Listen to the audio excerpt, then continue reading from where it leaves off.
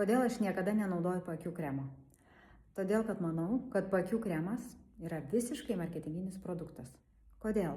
Todėl, kad daugelio paakių kremų sudėtis yra tokia pat kaip veido kremų. Labai dažnai paakių kremų sudėtis yra prastesnė negu veido kremų. Ir iš tikrųjų veido kremas tikrai puikiai tinka ir paakiams. Nors paakių oda yra plonesnė, jautresnė, tačiau jai reikia aktyvios, intensyvios ir ypatingos priežiūros ir tam tikrai tinka veido odai naudojami produktai. Iš tikrųjų galiu išskirti tik tai vieną atvejį, kada reikalingas paakių kremas, tai kai oda yra riebi, o paakių zona, aišku, dažniausiai bus sausa ar normali.